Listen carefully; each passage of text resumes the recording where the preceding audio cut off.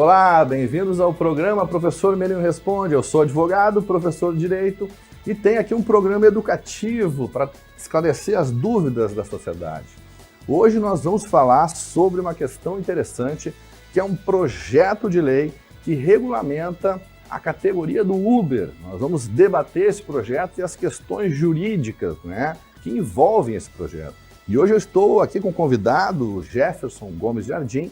Ele é mediador e teve experiência já com atuação no Uber, como motorista de aplicativo. E a gente vai ouvir ele também as questões práticas, sobre o dia a dia do Uber, os problemas encontrados e também com relação à regulamentação da carreira. Hoje nós temos aí no Supremo Tribunal Federal um processo que ele é de repercussão geral e ele fala justamente sobre a questão da profissão de Uber, porque nós tivemos algumas decisões na Justiça do Trabalho que reconheceram o vínculo de emprego com motoristas de aplicativo, E isso foi até os tribunais superiores e essa matéria chegou até o STF. Então, o STF hoje tem isso como uma questão de pauta para definir se existe ou se não existe uma relação de emprego com relação ao Uber, que é um motorista de aplicativo, com a Uber, Outros países já exploraram esse tema, Então, nós tivemos reconhecimento de vínculos já em outros países. E aí nós temos uma série de problemas que envolvem isso. Também este projeto de lei, que regulamenta a questão do Uber, ele traz também uma série de inovações. E aí nós estamos aqui para debater quais são os pontos positivos e negativos desse projeto, se esse projeto realmente beneficia a categoria e a população, ou se prejudica, ou se tem pontos positivos e pontos negativos, enfim, vamos debater esse assunto hoje. Então eu pergunto aqui para o nosso amigo Jefferson, com relação à remuneração do motorista de aplicativo, mais ou menos quanto ele consegue ganhar, o bruto e o líquido mensal, trabalhando como motorista. Me explica assim mais ou menos aí essa média aí, para que a gente entenda. Bom, a remuneração ela varia muito de profissional para profissional. O que a gente pode dizer assim, de uma média? Eu vou fazer um determinado mês ali, tu pode tirar até R$500 num dia, assim. Então, tendo todos os endereços que vêm, eu estou aceitando e fazendo. Num determinado local e numa determinada hora que tem um maior pico, isso seria o bruto, R$500 bruto. Mas no momento que a gente vê o líquido, porque tem a questão do combustível, Então, que você gasta de combustível, tem combustível desgasta, tem óleo também, tem pneu, desgaste do veículo, Então, se a gente for fazer uma conta assim meio por cima, daria aproximadamente uns R$300 assim líquido. Mas é muito relativo. Às vezes tem gente que faz no período da noite os R$500. Tem gente que dura um dia todo para fazer os R$500. Então, varia muito de profissional para profissional. Depende de quantas horas, então, que ele trabalha no dia, Mas então uma média aí, vamos dizer assim, botar uma média de R$300 de lucro por dia que fatura, tirando despesas, Porque ele tem a despesa do óleo, tem despesa do pneu, da manutenção do veículo. Geralmente, se for um veículo usado, tem manutenção, o desgaste do veículo, a partir do ano. Tem também o IPVA do veículo, imposto que se paga, E isso tudo fica por conta do motorista, A Uber não paga nada. Então, os custos ficam com o motorista, é isso? Exato. Então, essa é a média. E uma pergunta, o motorista de Uber, a Uber recolhe INSS, Previdência ou o próprio motorista que tem que recolher? Como é que funciona? Não existe um recolhimento de INSS por parte da empresa Uber, Pode ter alguma outra empresa que faça tal coisa, mas da Uber especificamente não. O recolhimento para uma pessoa autônoma trabalhando, ela tem dois modos. Tem aquela onde ela se transforma no microempresário individual, que é a MEI, que ele vai lá, paga mensalmente e lá tem o recolhimento de INSS. E tem também aquela outra que você vai em qualquer papelaria, tem um tipo de um bloquinho, né, do INSS, onde você pega 11% do valor do salário mínimo e paga em qualquer lotérica e você está pagando ali para ter os... Então, na verdade, o motorista aplicativo, para ele ter previdência, ele tem que montar uma MEI para recolher pela MEI por ele mesmo, ou recolher como facultativo autônomo, né? Isso. Por ele mesmo, para ele ter, né, esse benefício. Até porque, por exemplo, isso é uma questão importante, porque a pessoa pode ficar doente, a pessoa pode ter um acidente, né? Então, imagina, você tem um acidente de trânsito e fica meses aí, por exemplo, se tratando, né? Fica, às vezes, até, por exemplo, numa cadeira de roda, né? Inválido, e aí? Como é que fica a sua segurança com relação à previdência? Então, temos um ponto aqui importante, né? O Uber não tem recolhimento de FGTS. Então, é muito importante que o motorista que faça Uber, ou ele crie uma MEI para recolher, ou ele recolha como autônomo, né? Para que ele tenha essa garantia. Aí ele tem a garantia. Se ele ocorrer um acidente, ou até se ficar doente, né? Ficar doente 3, 4 meses, 1 mês, enfim, ele recebe esse salário, né, do INSS. Isso é uma coisa importante, é uma garantia, né, que a Uber não garante, mas os motoristas podem fazer individualmente. E com relação ao trabalho mesmo, quais são as principais dificuldades encontradas aí pelo motorista no dia a dia, né, do trabalho? Eu digo com relação a trânsito, com relação à violência, com relação a tudo, assim.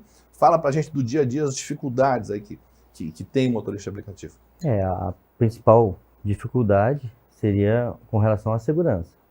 Isso até já foi debate de jornais aí, onde os motoristas de aplicativo, eles eram atacados pelos taxistas, né, por não concordarem, por achar que tá levando vantagem em cima dos taxistas.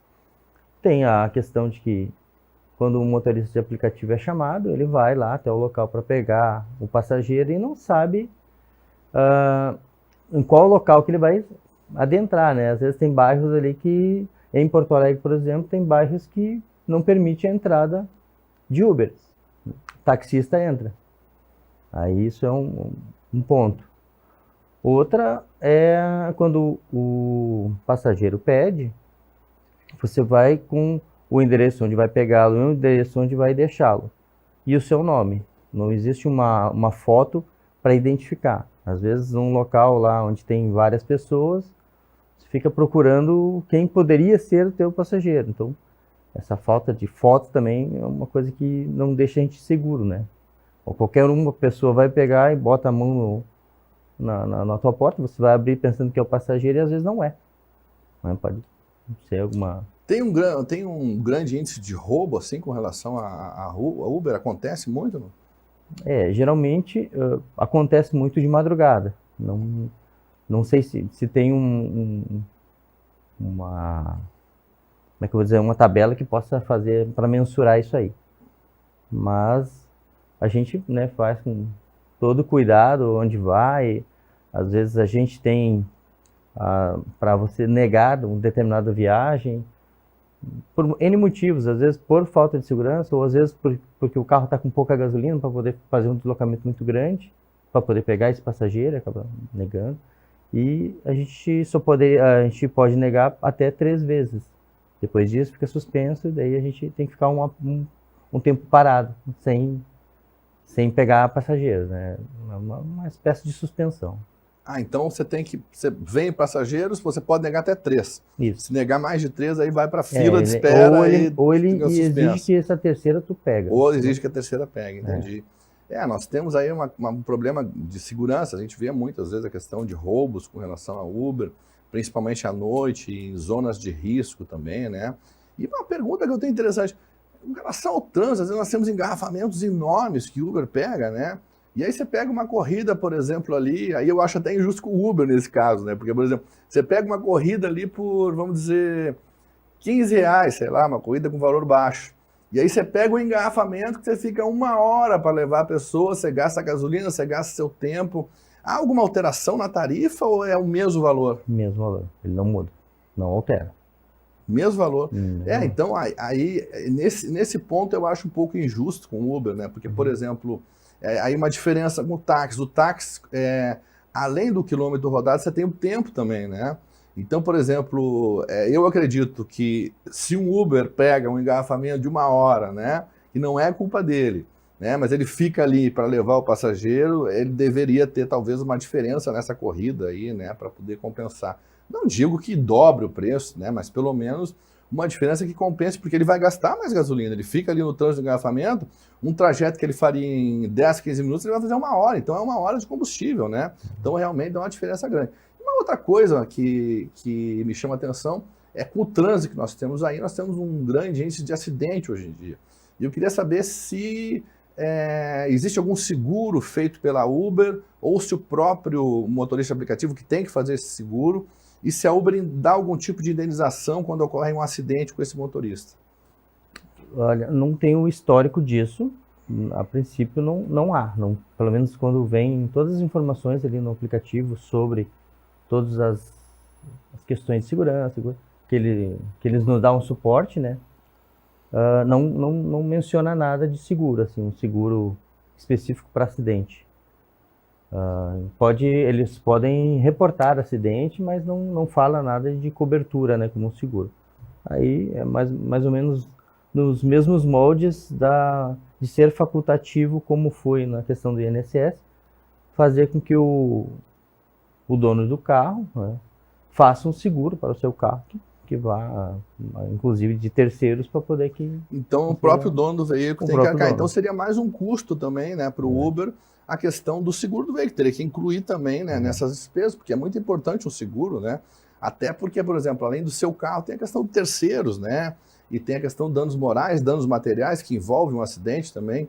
Então o seguro talvez seria um custo também a ser arcado pelo motorista, né? Uma questão agora sobre o projeto de lei. Esse projeto de lei traz várias alterações, né?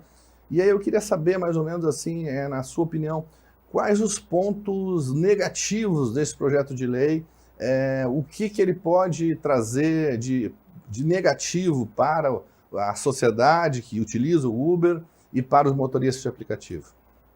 Eu percebi que no texto do projeto de lei ele tem algumas falhas no sentido de explicar como é que ocorre o funcionamento do motorista de aplicativo, ali como funciona o aplicativo em si. Algumas falhas assim com relação de dizer que o motorista de aplicativo não sabe para onde vai. Não, ele sabe, tem endereço para pegar o passageiro e endereço para levar o passageiro até esse endereço. Então ele tem essa informação. A única coisa é a questão de visualizar quem é a pessoa que vai pegar. Só se sabe o nome. Outras em relação coisas ao imposto, por exemplo, né? Porque esse projeto de lei ele institui a questão de imposto. Aí, regulamentando, vai pagar imposto. O que vai repercutir para o motorista essa questão de pagar imposto? Um dos pontos que eu percebi ali no projeto de lei, que eu não sei se foi ouvido a outra parte, no caso, as empresas de aplicativo, né? Se isso aí vai descontar do motorista ou a empresa vai arcar com esse custo para abater um pouco no valor que ela lucra. Aí esse é um impasse que faltaria ser ouvido às empresas de aplicativo para poder saber isso. De qualquer forma, isso gera um custo maior, porque, por exemplo, se você paga um valor X, a população vai pagar um valor a maior, né? Não se sabe se é o Uber, se é o motorista ou a Uber vai arcar com isso, com a questão do imposto, mas gera um custo maior. Você acha que esse custo maior pode impactar na questão do cliente que utiliza o Uber? Pode impactar sim, até porque, como a gente sabe, as empresas elas não querem perder. A empresa é empresa, ela quer lucro. E os motoristas de aplicativo estão ali pelo lucro, de tentar, né, fazer um serviço obtendo lucro para ele. E isso vai apertar tanto para um quanto para outro. Nós vamos encerrando o programa por aqui hoje. Vou agradecer a presença do Jefferson e as informações que ele trouxe. Nos acompanhem nas nossas redes sociais, Facebook, Instagram, e no nosso WhatsApp, 519962-262, ao qual você pode mandar sua dúvida, eu respondo a todos os telespectadores lá e também no meu canal no YouTube. Um grande abraço, professor Merino, e até a próxima.